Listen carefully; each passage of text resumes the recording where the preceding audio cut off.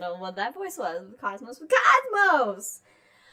Well, Brandon's already looked up here to Vera Rubin got the honorary doctorate. Chevy Chase gave the keynote. Yo-Yo Ma received an honorary doctorate. And Toni Morrison got an award. Toni Morrison, great books. I like Beloved. Beloved. I don't read. Yes, you do. Oh my God, you're reading now. I am, actually. I am. I'll start the hangover off with just a little plug. I am reading. Oh, you know what? Can you get up? Can you go get the book is in my backpack. It's right over there. I mean, I got... You have more room. I'm blocked in. I'm blocked in. That is, you I got controls. I got drinks. I'm blocked in. But... That is a choice. You didn't read this last night. What were you doing? You were just looking at I've been going down a rabbit hole of clothes to wear at a wedding in July. But I got a book. We were in Portland visiting Katie, and we went to Powell's, and I got this book, A City on Mars, by Kelly and Zach Weinersmith. And Zach Weinersmith, he does the comic. Which comic is it? I can't remember, but it's really funny. Breakfast cereal, Saturday morning breakfast cereal. And it's all about like space settlement, which now I'm like, this would be a very interesting topic, because I remember in the Planetarium, I talk about, I mean, and in sci-fi, we always think about, terraforming and colony, we got to build the habitat and all that. But there's a lot of things that I didn't think about that goes into space settlement. And this is written in a very witty, cheeky, funny, and realistic point of view of how we are nowhere close to being able to do space settlement. I recommend it. It's really fun. And it's got some plugs. It's got, some nice reviews from like Andy Weir and Phil Plait, and stuff. So definitely a good read. It's rare for me to give a book review. Usually it's Brandon's book. Brandon does his segment on a little book review or whatever. But so that is what I'm reading, although next on my docket of reading, because my goal has been to read more while going to bed instead of browsing through just the endless like shit cycle that is like what's happening in the news or whatever. And so the next book I'm going to read, which I've read before, and it's called Endurance, and it's about the Shackleton voyage to Antarctica, and it's a very good read. It's very enthralling. Does that make it? I'm not spoilers, I'm not going to tell you. It happens, but it gets very dicey. Yeah. It gets very dicey. But anyway. Brandon says, fun fact, Kelly Weinersmith gave me their first book in D.C. That's cool. And Brandon also says Endurance is a great read. I guess was it Soonish? Because they are the best-selling authors of Soonish. I don't know if that was their first book, but... Can I have your straw? For a second? Oh, you just want to stir. Yeah. Okay. Jeez, don't look at me like I'm crazy. Well, you never use a straw, so it's an unusual... Well, Federico has joined us. Oh, no! I think he's just getting over the rugby match today. Uh-oh, Federico... Never mind. Federico, I was hoping Italy was going to win. My mom just texted me, and she said she loves our shells and all the stuff on them. Oh. So thank you. We've added some decor. We did yesterday try to apply peel and stick constellation wallpaper.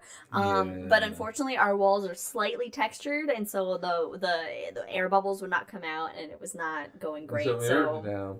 But there was a certain satisfaction in pulling it down. Yeah, too. When we pulled it was actually very satisfying. So we were like, you know what, we'll put up some shelves in the meantime. We'll eventually paint the wall and whatever, but we figured we'd put up some shelves, and we finally got to display these cool little Lego space scenery things that Mike got for Christmas that he put together. Yeah. Yeah, so Vera Rubin. Yes, the main show was about Vera Rubin before we started talking about book recommendations and miscellany. Oh my gosh. Yeah, Vera Rubin. I don't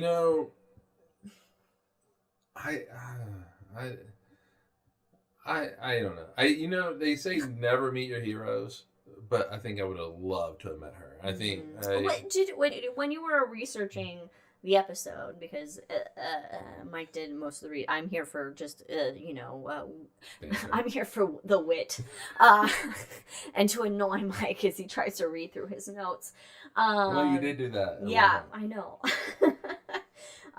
You gotta let me have my one thing that I'm not. You have your one thing a lot. Yeah, well, that's what I'm here for. I gotta make it. You gotta let me have my thing too. You have a lot of your thing, but while he was doing the research for it, while you were doing the research for it, I'm posing you a question. That's right. Look, you made the drinks, so you can't blame me for what's happening right now. Focus. Query. Was there any indication of like her personality, like who, like as a person, like how she was in person on things? Like, was she serious? Was she kind of more fun? Was she, or just she was just like a nice lady? I didn't get that that feel from it. Sometimes like you'll read like I'm out here being controversial. Like George Gamma, they'll say notorious prankster. He was. George Gamma wrote this. Just like George Clooney. Yeah, exactly. It's a George thing. The Georges. Ha! I don't think I'm a prankster. Well, I mean, you like to at least sneak up on people. I do not. I just walk in. It's not my fault you can't hear it. But anyway, so I wasn't getting that feeling from her. But the main thing that I was reading was how much of an influence she was on people, right. And so clearly not. She didn't. At least she didn't earn a negative reputation, like Zwinky being like an asshole to people, or no, not at all. Not at all. Bore like in the strip clubs. Feynman like in the strip clubs. Who else was it? Goddard? Was it Goddard who was in the whole like swinger movement thing, or who was Schrodinger was. Schrodinger was swinger. Yeah, so, I mean, I'm sure that Rubin had their thing, everybody's got their thing, but, Oh, yeah, my mom asked, did her kids what happened to her kids? What did her kids do? Oh, there was nothing about the kids. Oh, they didn't do anything. They were just like, we,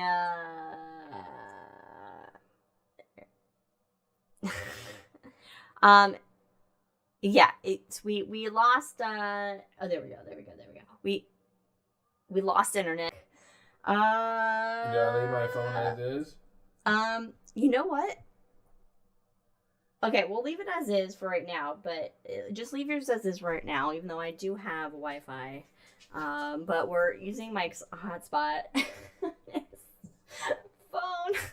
Which is really weird. Okay, we are back? Yeah.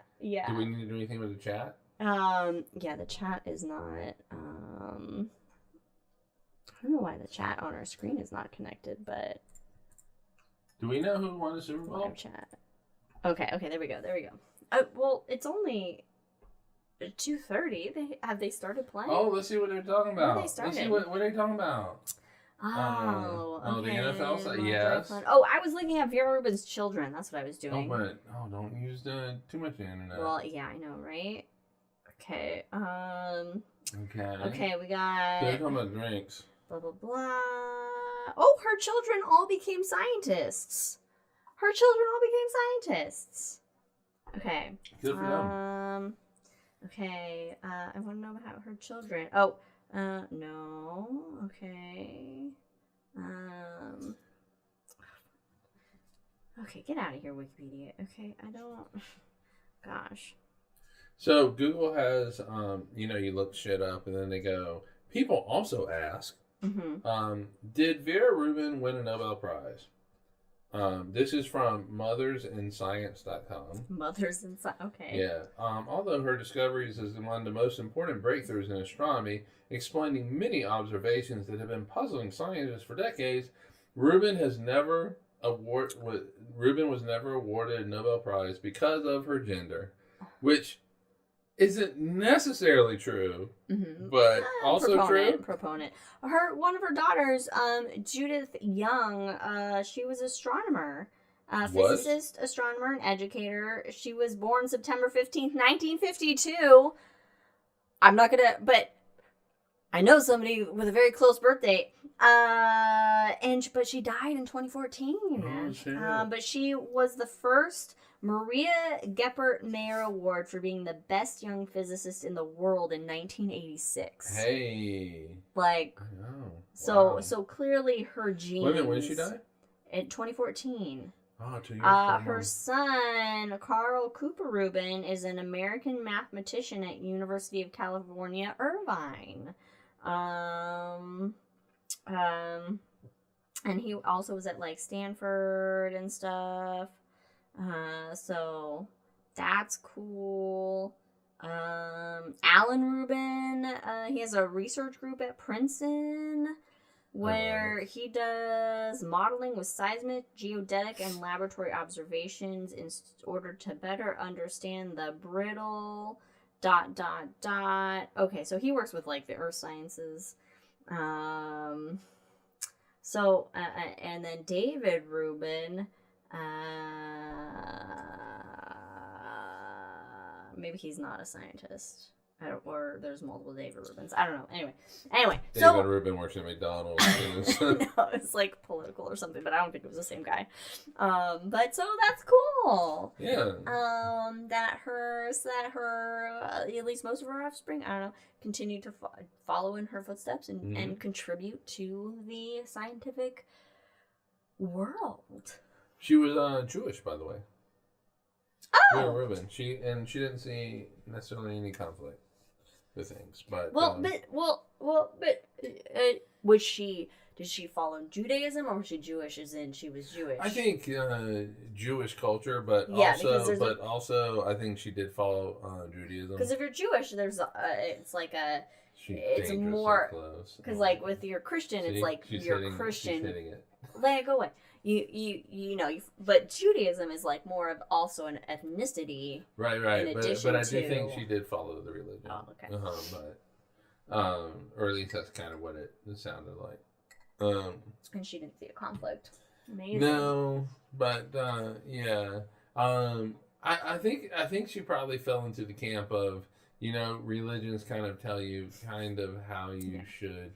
If the camera's shaking, it's Leia's fault. She's prancing around. Or it's an earthquake. Or, spill your drink. Oh my gosh. Just like, hey, this is kind of how you should live your life kind of thing. Mm-hmm.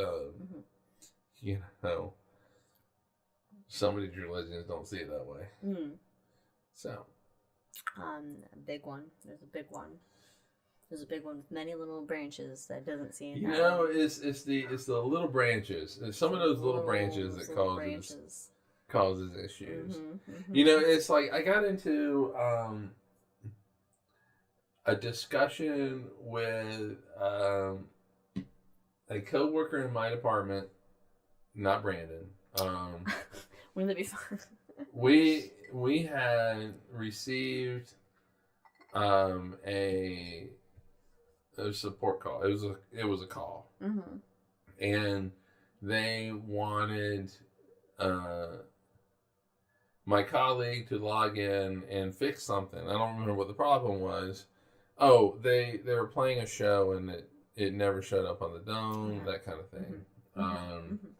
And so Joe, screw this, Joe. Well, just be careful. You don't know who. Yeah, he was like, hey Mike, can you help me with this? And so I did, and so I found the problem, and I let him know what the problem was, and that then proceeded this whole conversation about these people that believe that the world is 6,000 years old, and how just from a scientific perspective that they're starting they start with an endpoint and try to fill in the data. Jack, nobody wants to hear you.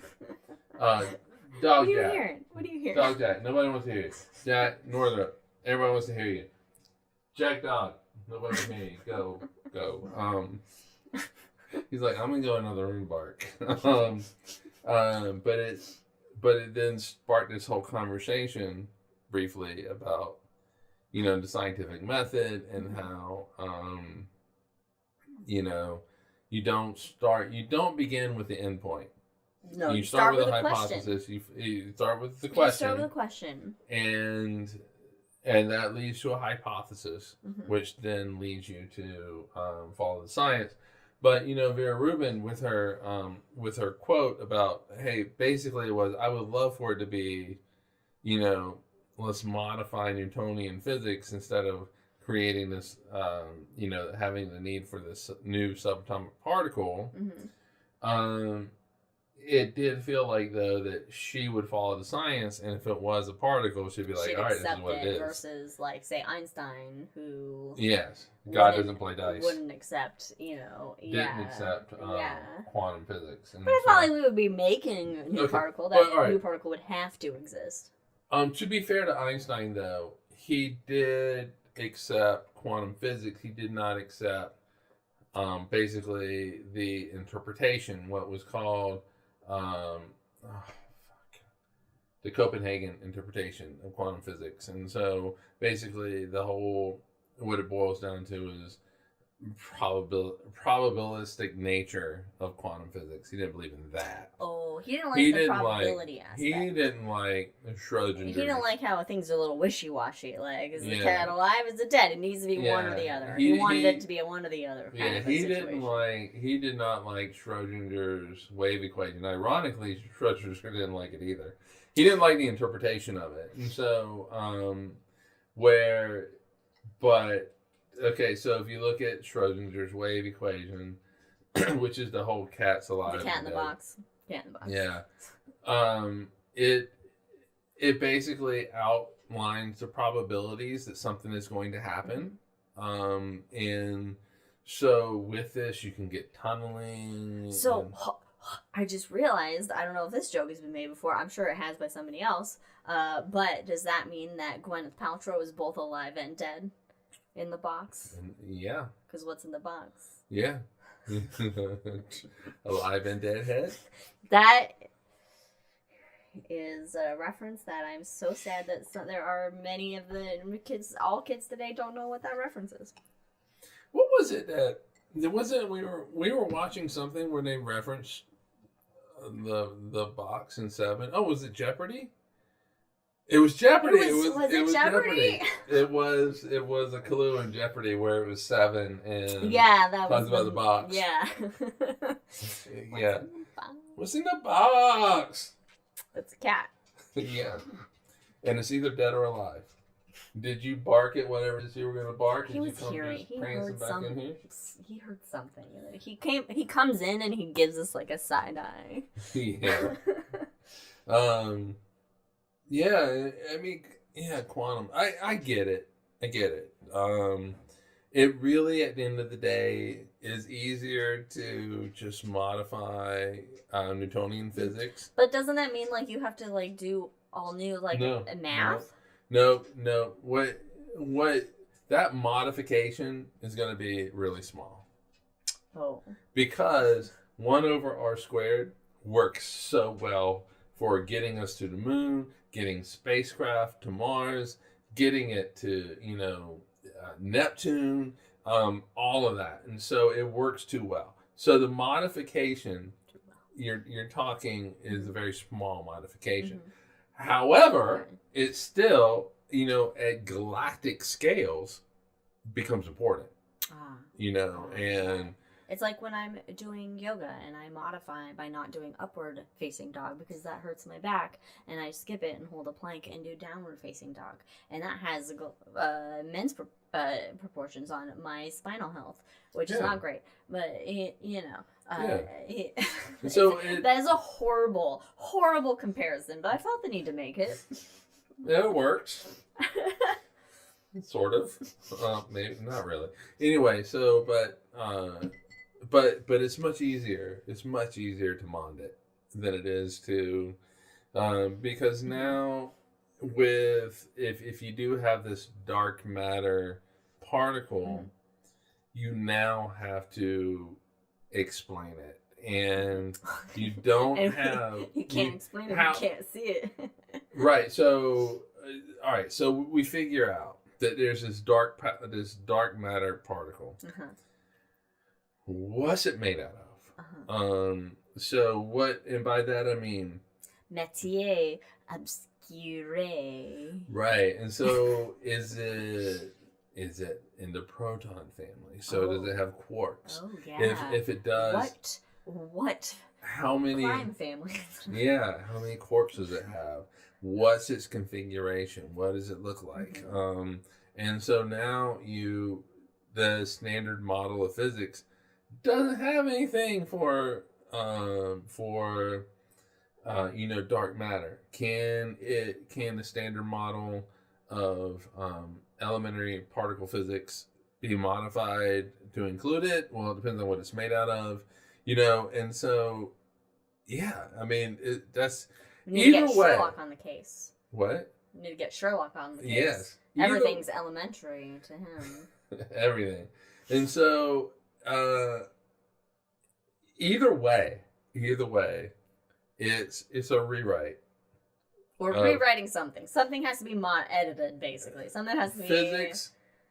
Physics is... textbooks at the end of the day have to be changed. Textbooks have to be changed. And... because either Newton's right or he's not.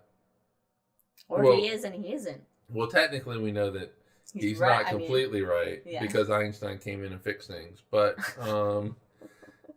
but is the standard model incorrect? What would you think would happen if we know the standard model is incorrect anyway. If we could Bill and Ted things and go get Einstein and Newton and put them in a room and just have them talk it out, and then we just sit back with some drinks and watch what happens, and have them just discuss the nature of the universe together. What do you think that conversation would be like? Would that be amazing?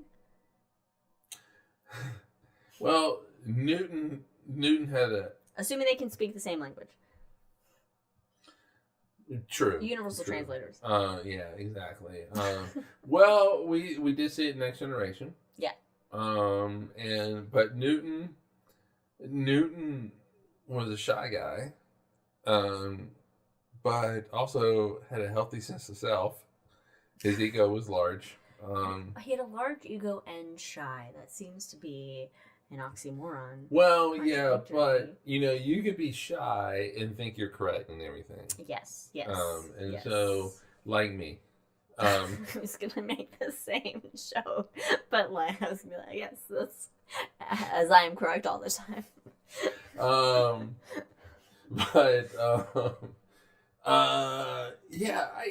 That's an interesting question. What would happen if you did have Newton and Einstein in the same room? Oh, and Aristotle, because Aristotle's gonna be pissed.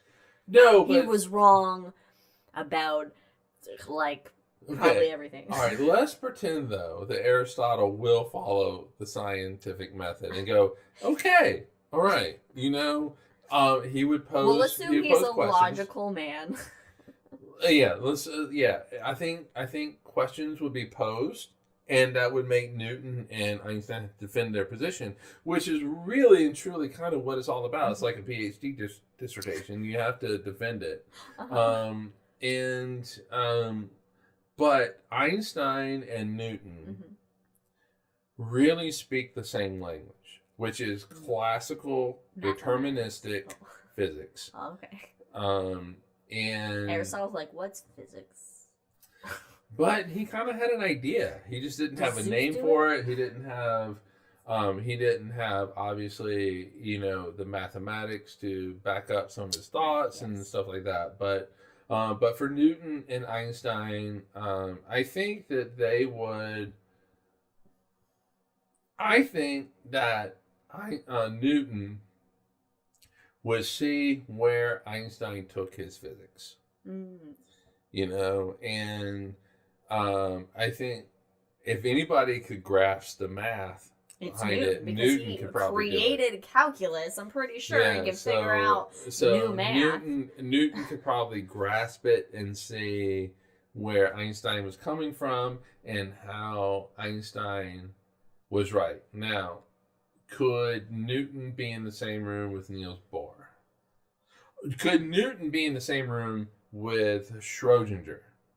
Because Schrodinger's equation is, at its heart, a quantum physics version of Newton's laws of motion. Mm-hmm. And so, could Newton be in the same room with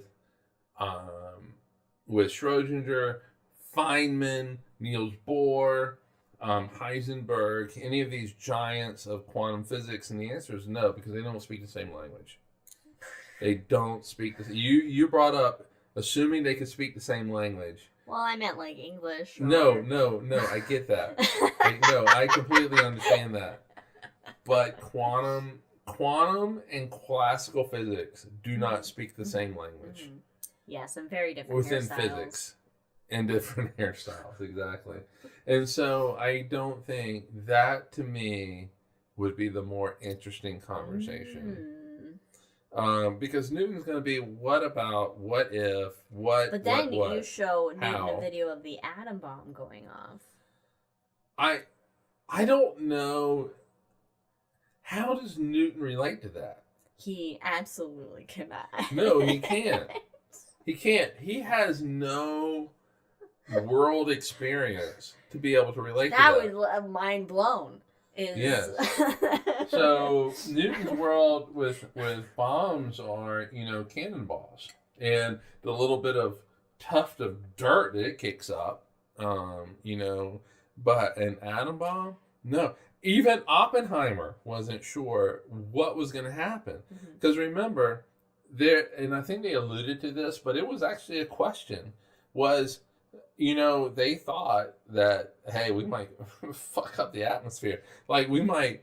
Light the atmosphere on fire. Yes, exactly. Hey, guys, we might light the atmosphere on fire, but let's give it a shot anyway. We're going to do it anyway. Because it's remote, but, whatever. And if we do we'll all suffocate to death together. And if we don't ignite the atmosphere, the war will be over shortly because we got a bomb. If we ignite the atmosphere, war's over now. Because we're all dead. Because we're all dead. All right. So cool. Yeah. Remember Los Alamos. I don't think Newton would be able to have that conversation with Oppenheimer. That would be an interesting, because you just don't have the same language. Okay, Richard Feynman, Look, he's got to come in with those bongos, set the mood, get everybody just feeling jazzed, Have a little stripper in the background. All right, someone bring in some weed, get everybody chill. Weed? I don't know. I feel like bongos and weed go hand in hand. Yeah, I don't think that happened. I'm not saying it did. I'm just saying. But, I'm setting a scene. I'm setting the vibe. I'm setting the vibe. I got you. If there's any physicist that would do weed, it would be Feynman. It would completely be Feynman. But yeah, that's a good question. It's like, what would they do? And it has no answer because you don't know. Next generation tried to do it, and they included Hawking. My mom says a future Einstein will figure it out. I mean, I feel like we're not due for a future Einstein for a while, because it seems to be that they're just hundreds of years apart between each other for these big. Because what you got? I'm just gonna start with Copernicus. Copernicus in the 1400s, 1500s, and then you have Galileo 1600s. Newton in the 17. Well, 16, 17. I think Newton and Galileo were a little bit close contemporaries. I think Newton was born the day Galileo died. Oh, okay. I might be wrong. Okay. I might be wrong on that. But then you have Einstein in the 1900s. So we take a big fucking gap.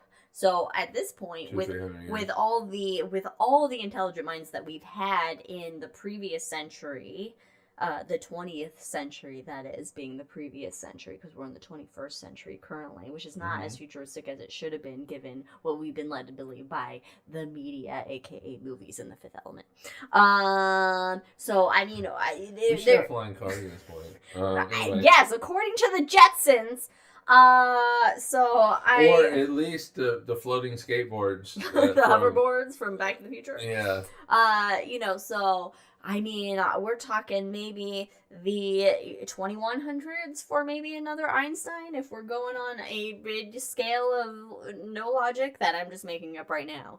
A pattern that is not. But it doesn't seem linear, so it does seem a little bit logarithmic. So, I mean, things are also getting harder to discover because we do need the technology to discover the things that we need to discover. True. We've always needed technology to discover things we need to discover, but the things that we're discovering now, we need even greater technology than we've needed before. We need higher energies. We need higher energies. That's what we need. So yes. We are at a point in physics where, I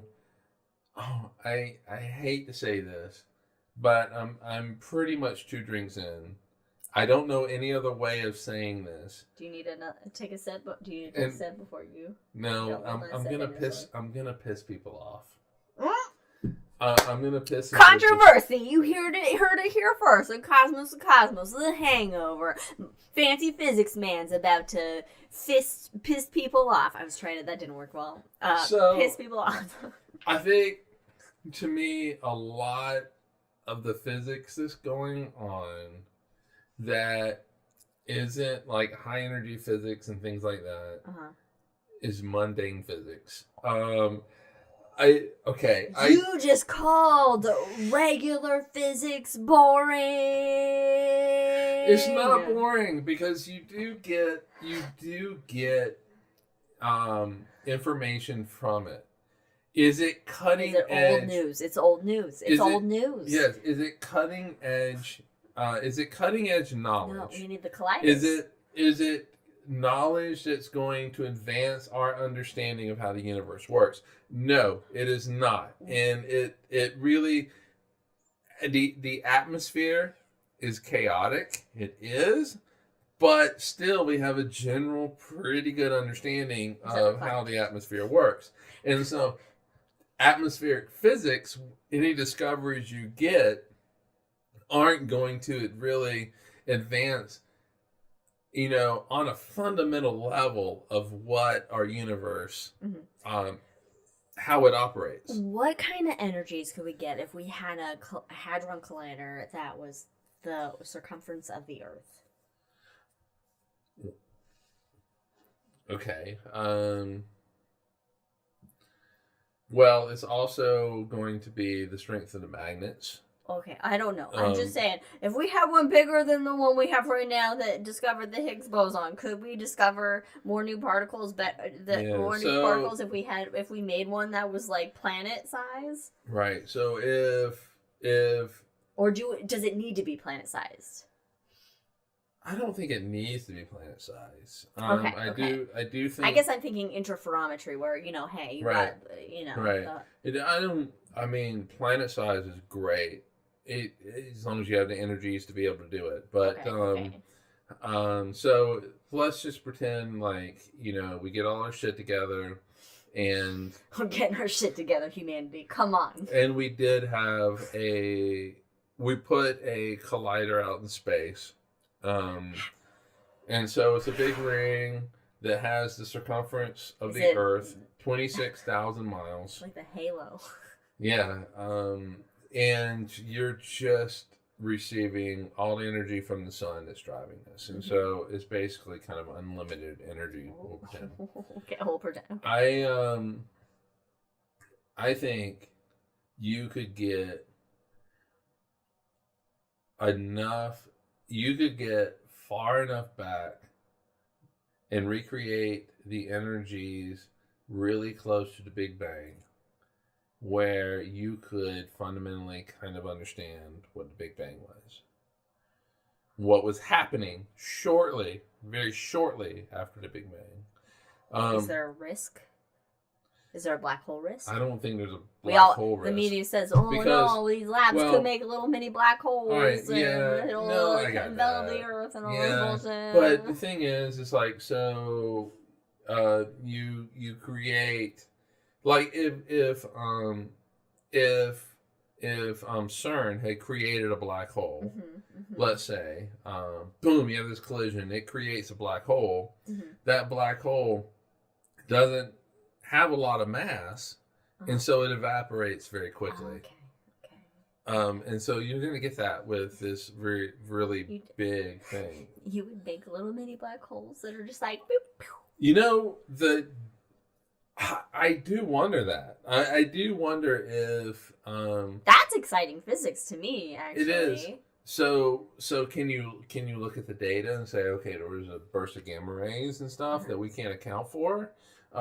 So would this kind of thing be able to then lead to a like, oh, this is what dark matter is, like it would give you, well, I don't know, well, maybe it would give you the data that you then have to interpret. Right, it's all interpretation. And so at the end, isn't it? In physics you basically have two categories. You used to have one category, now you have two. Oh god. Yeah, and so physics has advanced so much that you have experimentalists and you have the theoretical, the theorists. The theorists are all in La La Land in their little dreamscapes. Theorists like to say experimentalists are people who can't be theorists. Well, okay, but the theorists are the ones that can't experiment then. Exactly. The experimentalists are at least trying to take what the fucking dreamers are thinking of and being like, all right, well, let's make this reality. I know, right? Let's take your pipe dreams and fucking... So, but without the experimentalists, you can't have theorists. And so the theorists... the theorists can come up with shit all damn day long. I can come up with a lot of things. You can come up with shit all day long. It is the experimentalists that will sink. They put the pedal to the metal. They put the pen to the paper. They will either support you or they won't. And it's they may like you, but if the data's not there, then whatever. But and so So the collider will give us... First day, I like you. Mr. I like you a lot. Look, I like you, but the data's just not there. Sorry, the data. It's just not there. We gotta have the data. We gotta have the data. If we don't have the data, then it's nothing. It's not you. It's the data. It's not you. It's the data. Insert data. Like, oh. It's actually a good shirt. It's not you. It's not use the data with a picture of data.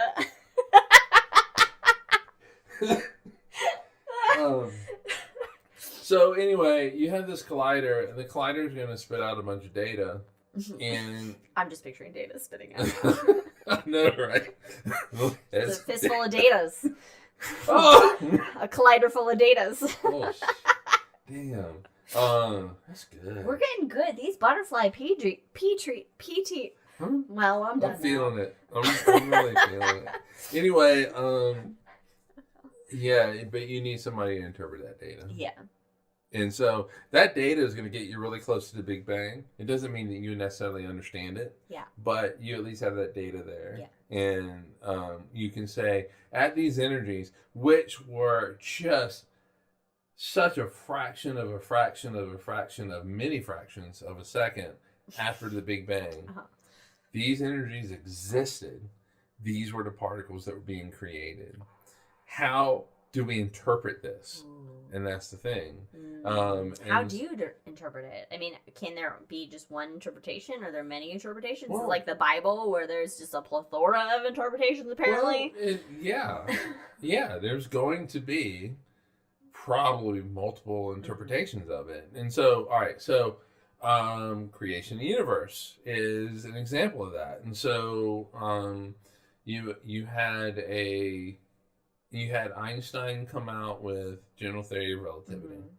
So just ignore everything prior to that. General theory of relativity comes out in 1917, and you had a Catholic priest George Lemaitre goes, okay, let's run the clock backwards. And a Catholic priest. Aggressive priest. Yeah, a Catholic priest is the one who came up with the Big Bang. And so you then, you run it backwards and go, okay, at some point, everything was collapsed in on itself. And so... Everything was nothing. And so, everything was nothing. But everything was everything.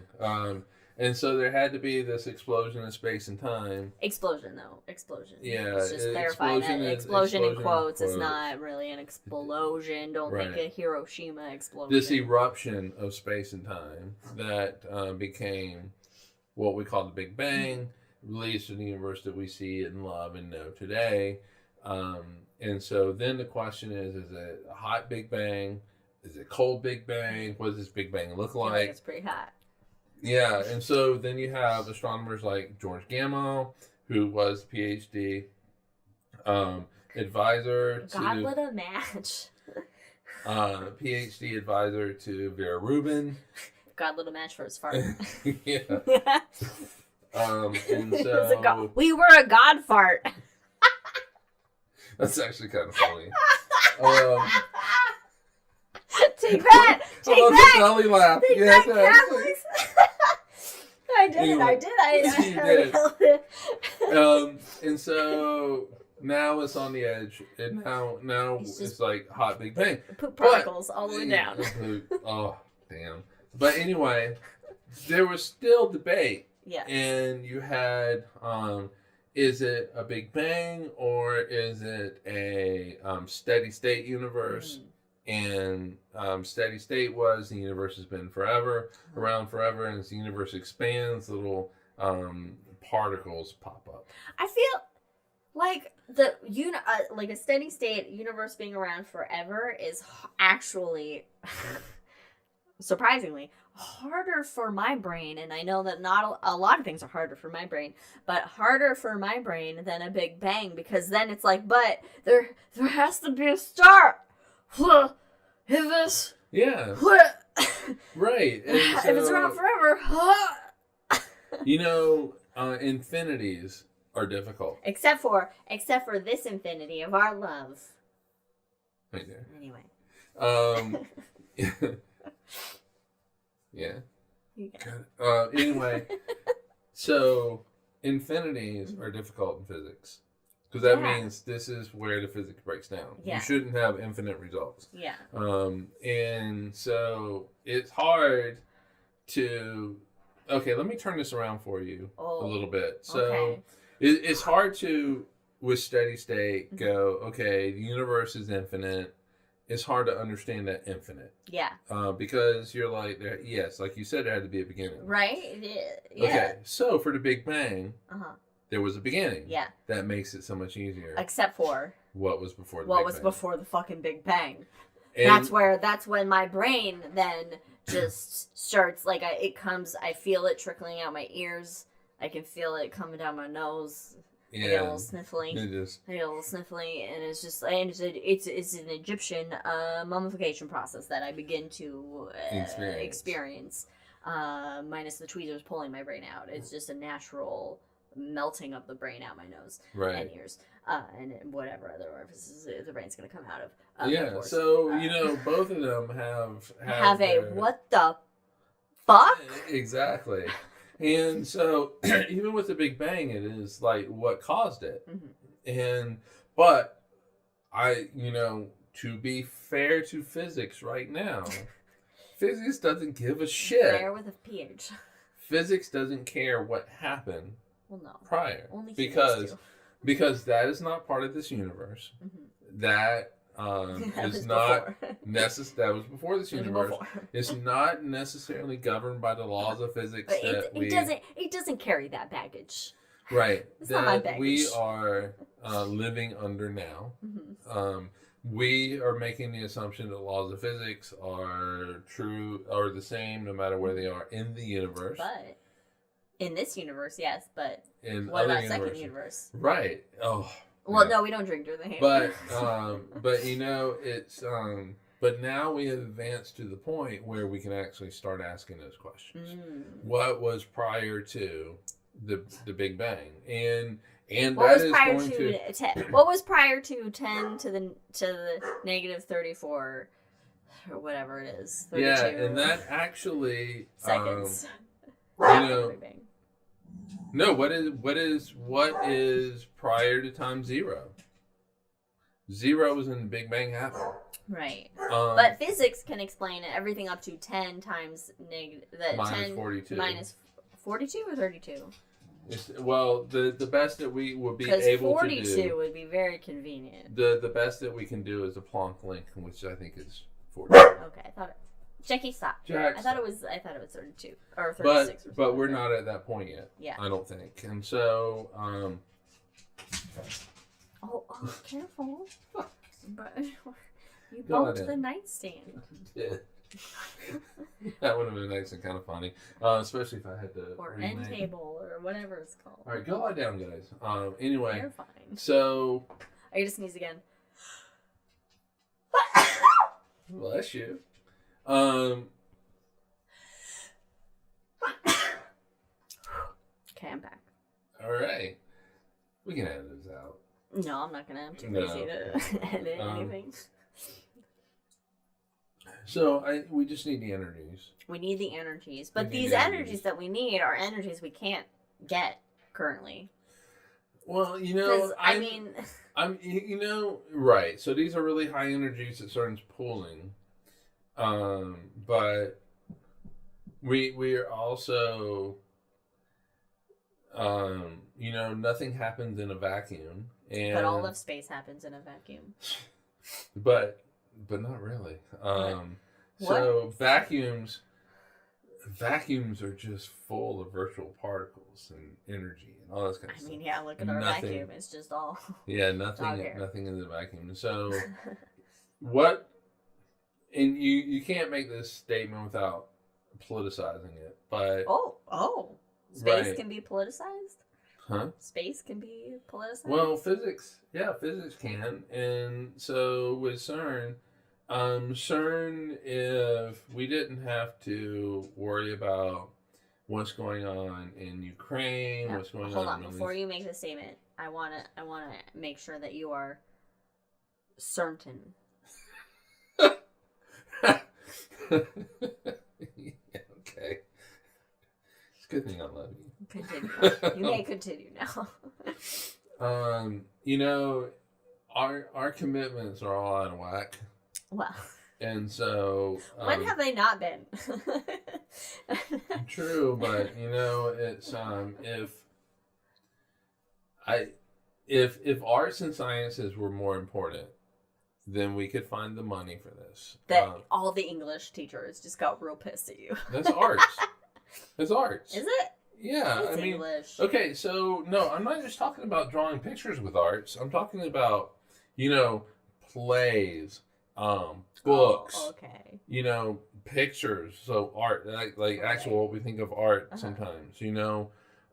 Sculpture. So all of that kind of part of humanity. Mm-hmm. But also the scientific part. Mm-hmm. But what are we fucking doing? We're worrying about, fighting wars. Like best personality wise as president. Right. We're fighting wars. Mm-hmm. And look, the God Gold Glory concept has not left our paradigm. If the Vulcans would hurry up and land. We can't. They can't. They're like, look at these dumbasses. We can't. They're not ready yet. They're they're toddlers. They're toddlers with atomic weapons is what they are. True. Let's hope they don't become toddlers with a warp drive.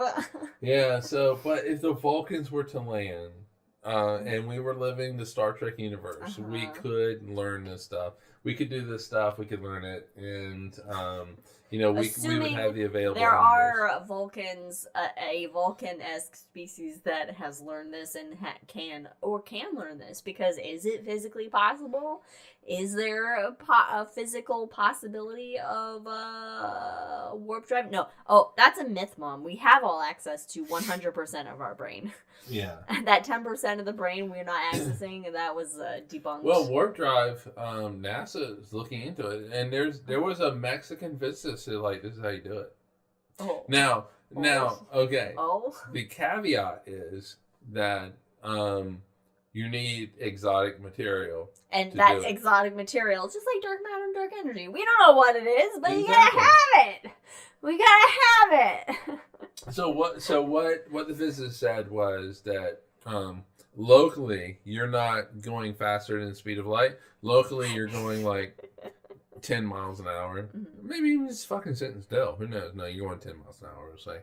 But you contract space in front of you and you expand it behind you. But to do that, you need exotic material. And when physicists use terms like exotic material, it's like dark matter, dark energy. Yeah, like it means that something we don't have. Something that I mean, you really might as well put dark matter in there because it's the same explanation where it is. It's not protons and neutrons and electrons. Something else we don't know, but we need it. We don't know what it is. But you fucking need it. I like Jack's comment, Vulcans lock the doors flying through the solar system. We're the space hood. Yeah. Oh my god. Careful with those humans. We're like the but not as cute, the tribbles. But not as cute. But we just, once you get us, oh god. Yeah, didn't Strange New Worlds have tribbles? They did an homage to tribbles. They did. Yeah. You know what? We did a lot of deeper thinking stuff than I thought we were going to, and it was actually really exciting and really fun to kind of talk about. And with that, I think Jack is saying goodbye. Yeah, I think he's saying that Liz needs to go. Damn it! What was the term? Liquid drop. All right, everybody, we're gonna go liquid drop. Cheers, everybody. We'll see you in 2 weeks. Join us in 2 weeks for High in the Sky for March because we're almost in March. Can you believe it? How time works? I don't. I want time to slow down, but it can't. It just keeps. It just is. It's it's a construct. So if you want to slow it, just slow it down. Okay. You just got to get everyone else to agree with you. Now I have to respond to.